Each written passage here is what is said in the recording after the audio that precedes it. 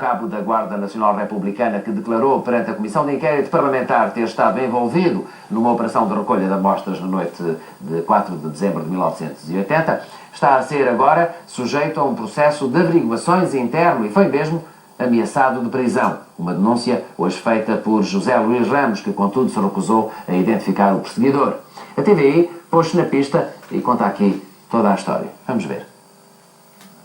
24 horas após o encerramento do processo de audições, a denúncia era feita. Uma das recentes testemunhas do processo de Camarate está a ser sujeito a perseguição por parte da instituição estatal onde trabalha. Mesmo ontem, na Comissão Parlamentar de Inquérito, houve uma pessoa que é ligada a uma instituição oficial que nos veio dizer que foi ameaçada de prisão por ter ido à Comissão Parlamentar de Inquérito. Estas coisas acontecem em 95. Há pessoas com medo de falar sobre Camarate. Posso dizer que foi um elemento das Forças de Segurança. Um elemento das Forças de Segurança que teve naquela noite, pelo menos segundo ele, em 80, nos terrenos do aeroporto e que fez uma peritagem que põe em causa as investigações oficiais. A primeira coisa que as investigações oficiais resolveram fazer foi ameaçá-lo de prisão. Contactados diversos elementos da Comissão, a TVI soube que trata-se do cabo da GNR, Luís Pereira, que na semana passada e ontem declarou ter estado envolvido numa operação de recolha de amostras em Camarate. Ontem a Comissão ficou também a saber que o cabo foi sujeito a auto de averiguação no âmbito da GNR e que depois de prestar declarações, o oficial de justiça recusou-lhe a entrega de uma cópia de assalto, mas foi mesmo ameaçado de prisão, estando sujeito a um processo de crime. Já esta tarde a TVI tentou contactar o Comando-Geral da GNR e o Ministério da Administração Interna, mas até ao momento não obteve qualquer resposta.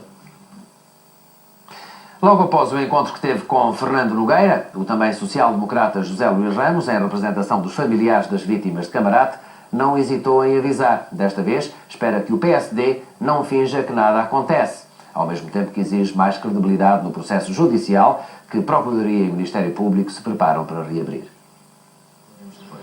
Procuradoria, PSD, Governo, ninguém escapou às críticas. Com a reabertura do processo judicial à porta, José Luís Ramos não escondeu que está preocupado com as investigações que se vão seguir, até porque não esqueceu o mau trabalho feito em 91.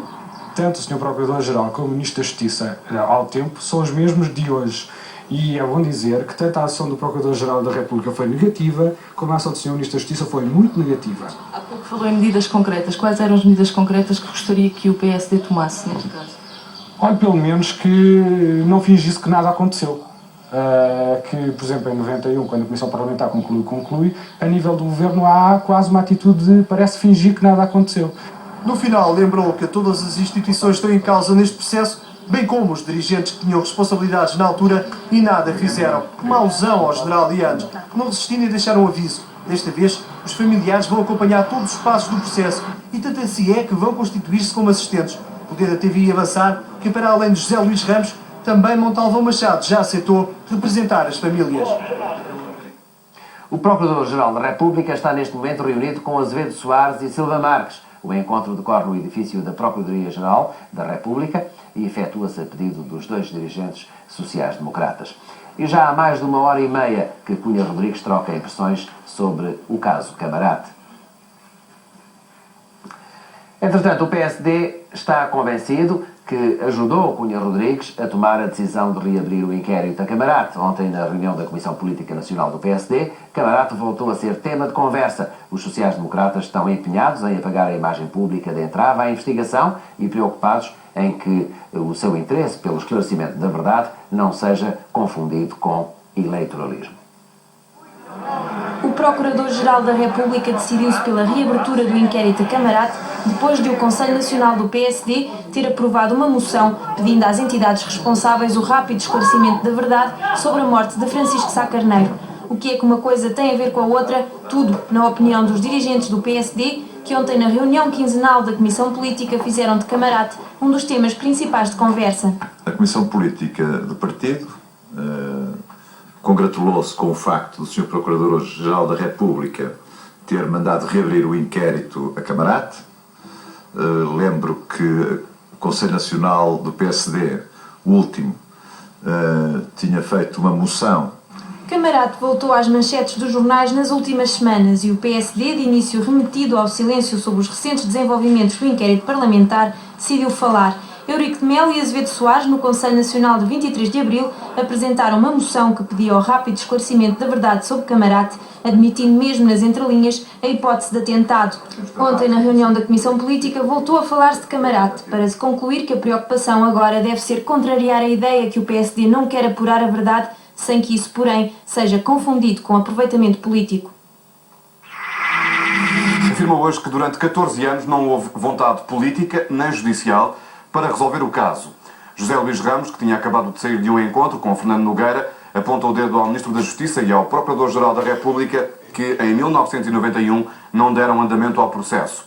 Mas agora ele acredita que o processo vai mesmo ser reaberto. Eu vou dizer que já em 91 as comissões parlamentares de inquérito concluíram que foi atentado. Por outro lado, seguidamente a Procuradoria-Geral da República resolveu não exercer a ação penal e o processo foi arquivado. É que tanto o Sr. Procurador-Geral como o Ministro da Justiça, ao tempo, são os mesmos de hoje. E é bom dizer que tanto a ação do Procurador-Geral da República foi negativa, como a ação do Sr. Ministro da Justiça foi muito negativa.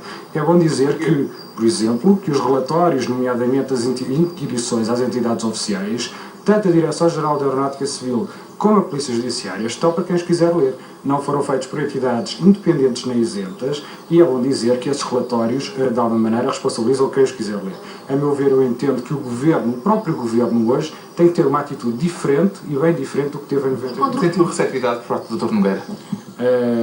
Posso lhe dizer que sim e acredito que essa receptividade se transforme em medidas concretas e mesmo que por parte do Governo haja uma maior sensibilidade a este assunto que não aconteceu no passado.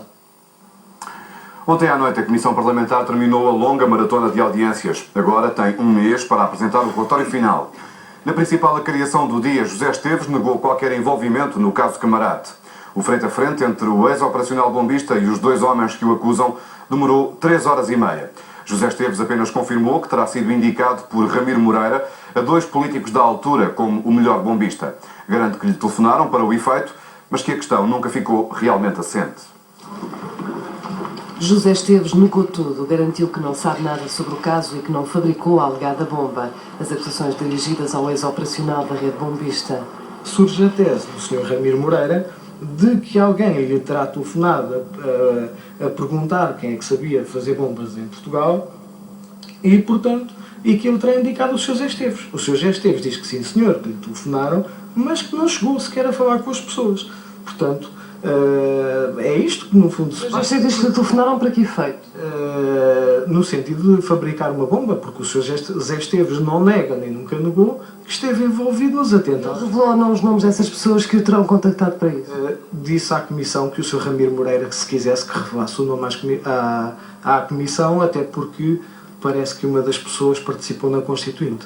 Farinha Simões, detido por tráfico de droga, por sua vez, assegura que José Esteves soube do atentado alguns dias antes. O ex-bombista terá mesmo avisado Ramalho Yanes e Lucas Pires.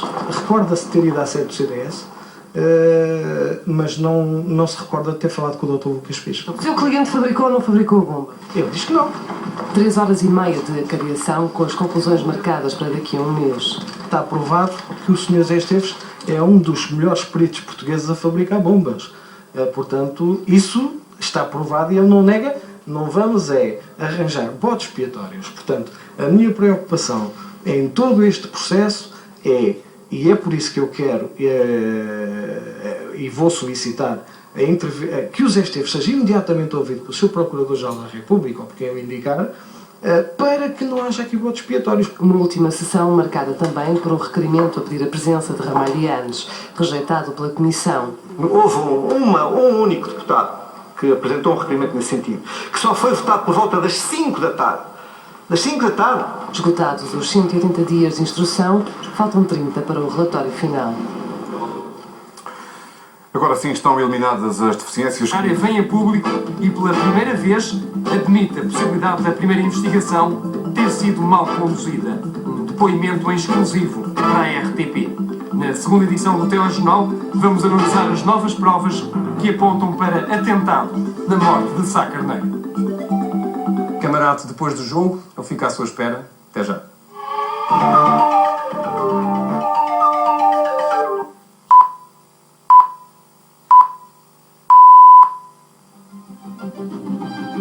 O Supremo confirma penas de réus do caso Imão. Provedor recebe queixas de militares descontentes da GNR. Zagreb volta a ser bombardeada pela artilharia sérvia. TV2 Jornal. Informação com António Santos. O avião que apresenta vestígios de explosivos. O diretor da Polícia Judiciária disse à RTP que esse é o facto verdadeiramente novo que fará alterar a tese do acidente, aceito por todos os peritos durante 15 anos. Desde o início, que quer as comissões de peritos inglesas, americanas e mesmo alguns trabalhos de peritagem feitos por peritos nacionais apontavam para a tese do acidente. Quer dizer, este facto do aparecimento de explosivos, de indícios de explosivos a bordo do avião, é um facto absolutamente novo. Como é que é possível não se ter descoberto isto antes? Não sei. A grande dúvida agora é saber se é verdade, se faz parte. A verdade é que hoje em dia temos este elemento objetivo. Há uma peça que está depositada num caixote que se presume pertencer ao avião, em que são detectados vestígios de substâncias explosivas. Este é um facto novo, é um facto objetivo. Mas é suposto que a peça já lá estava. Sim, em princípio não haverá. Como é que os agentes da Judiciária não descobriram a peça? Não, a peça, foram analisadas variedíssimas peças do avião. Menos as que tinham os indícios de boa. Esta, suponho que nunca terá sido, efetivamente, até agora, nunca terá sido analisada. O PSD afirmou hoje ter plena confiança no funcionamento das instituições, a propósito do caso Camarate. Afirmações do secretário-geral dos Sociais-Democratas, depois de uma audiência com o Procurador-Geral da República. Para o representante das famílias na Comissão Parlamentar de Inquérito, o problema está em que tanto o Procurador como o Ministro da Justiça ainda são hoje os mesmos que eram em 1991, quando o processo foi arquivado.